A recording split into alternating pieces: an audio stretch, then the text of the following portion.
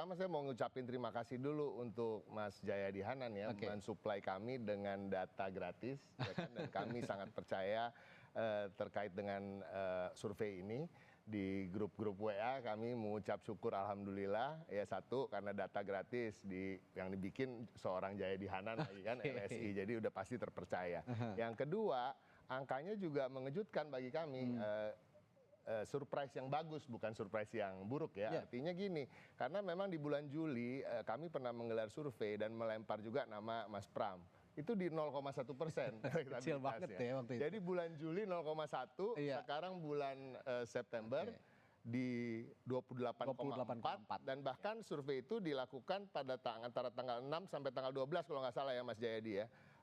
September, di mana kita baru menetapkan, masyarakat baru tahu bahwa Pramono Anung dan Doel Karno ini maju di tanggal 28 Agustus. Jadi dalam waktu yang singkat bisa mencapai angka segitu.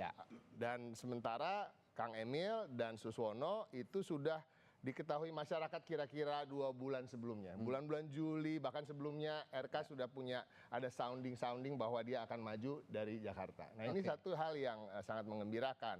Tapi memang musuh kita, lawan kita adalah waktu. Ya, waktu ini kan singkat. Tapi kalau dilihat dari rate-nya dari bulan Juli tadi 0,1 ke 28,4 dalam waktu singkat, itu rate itu bisa, kalau rate-nya sama, ya kita bisa menang 1 putaran insya Allah gitu ya. Tapi tadi disampaikan bahwa memang kalau kita berhitung, tadi saya betul-betul mempelajari hasil survei ini. Jadi ada 95 sekian persen sudah mengenal Kang Ridwan Kamil. Lalu yang akan memilih dari 95% itu artinya kan sekitar 51, sekian persen. Sementara untuk Mas Pram ada 45% yang mengenal, yang memilih 28,5%, hampir 29%. Artinya gini, kalau kita lihat tak kenal maka tak sayang itu betul-betul melekat pada Mas Pram lebih daripada ke Kang Emil, karena presentasinya yang kenal dan mau memilih itu lebih tinggi kalau ke Mas Pram. Nah mudah-mudahan dalam waktu singkat, dalam waktu 2 bulan ini kita bisa meningkatkan popularitas, itu satu lagi. Nah kemudian tadi ada perubahan pilihan di pemilih Kang Emil ada sekitar 30-an%. Artinya ya sebenarnya chance-nya sangat besar gitu. Tanpa nih, maaf nih dari Mas Fernando kalau nggak menyebut Kun Dharma, karena memang sekarang masih terkait dengan Kang Emil. Tapi saya meyakini juga tentunya ada faktor ketiga tadi. Ini bicara soal kalau 1 putaran atau 2 putaran. Nah, jadi kalau ditanya gimana caranya, tentu nggak ada cara lain. Kalau kita kampanye, cara yang paling efektif adalah turun ke masyarakat langsung. Dan ini dilakukan terus oleh Mas Pram dan Bang Doel. Nah, itu juga yang mencerminkan hasil survei begitu lumayan tinggi, di mana kita baru mendaftar, baru menetapkan calon di tanggal 28, kemudian tanggal 6 sampai 12 digelar survei, angkanya sudah 28,4%. Jadi buat kami ini suatu hal yang baik, dan cara yang terbaik untuk meningkatkan popularitas, kemudian elektabilitas, itu turun ke jalan, turun ke masyarakat, turun ke CFD salah satunya, walaupun itu cuma seminggu sekali ya.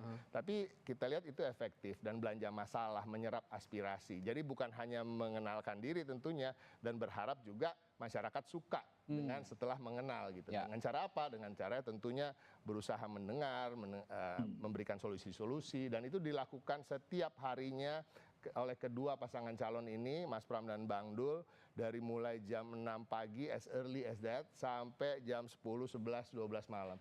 Setiap hari, dan ini juga membuat semangat kami di tim, yang awalnya juga jujur, bahwa kok yang ditetapkan sebagai pasangan calon nih surveinya segini gitu, berani amat. Tapi setelah kita lihat, wah kita semakin semangat, dan semua udah mulai bergerak. Dan kita ada pengalaman-pengalaman, mungkin Mas Jayadi bisa mengkoreksi ini.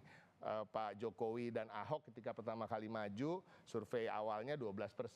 Ganjar Pranowo ketika maju di Jawa Tengah, yang kemudian dia menang di Pilgub, itu awal surveinya 8%. Jadi ini bukan hal yang mustahil, bahkan sangat dekat dengan kenyataan kalau kita bisa menyalip calonnya Bang Khalid. Oke, Mas